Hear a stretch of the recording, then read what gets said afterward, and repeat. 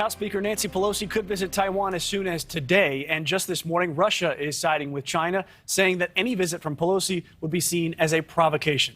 For several weeks, China has been warning U.S. officials not to visit the island, and that it would be a sign of support for Taiwanese independence. Julia Manchester is a national political reporter for The Hill, and she joins us now. Good morning, Julia. Thanks for joining us. Good morning, Mitch. Thank you for having me. So what is Nancy Pelosi actually trying to accomplish here? Because we've heard a lot about how angry China is that she might show up. We have not heard a lot about why she might go.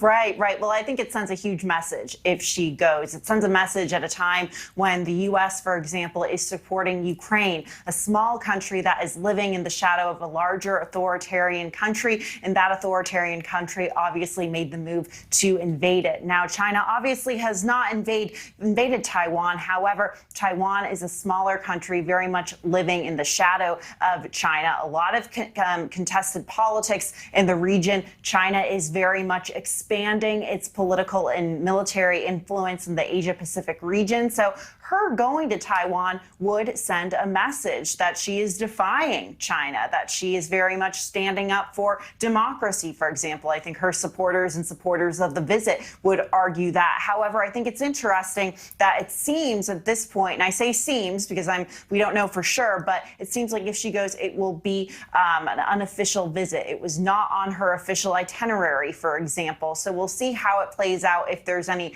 public photo ops, press conference, that kind of a thing. But it will certainly send a message to China at a time when Chinese relations with Washington are at an all-time low. Now, Julia, just in the last couple of hours, China announced that it is suspending some imports of foods from 35 Taiwanese exporters. They're also doing the war games, which we've showed some video of, and they're flying jets that are near the median of the Taiwan Strait. They are getting as close as possible to a direct threat. Is there any way that the White House can cool this down and yet have Nancy Pelosi visit the island? Is there a way to win for both countries here?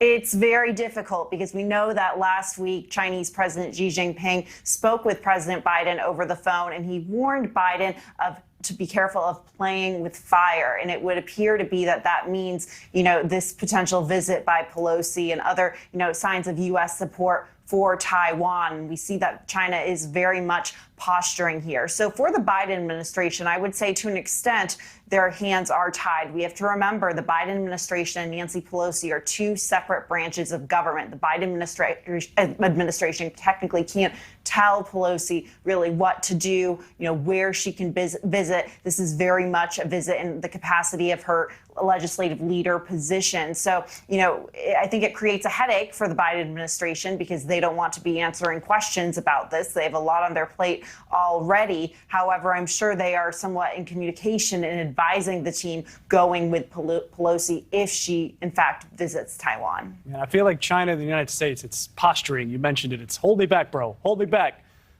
We'll have to see what happens. Hopefully it is nothing violent, and hopefully cooler heads prevail. Julia Manchester, thank you very much for joining us. Thank you for watching. Go to newsnationnow.com to find NewsNation on your television provider. And don't forget to click the red subscribe button below to get more of NewsNation's fact-driven, unbiased coverage.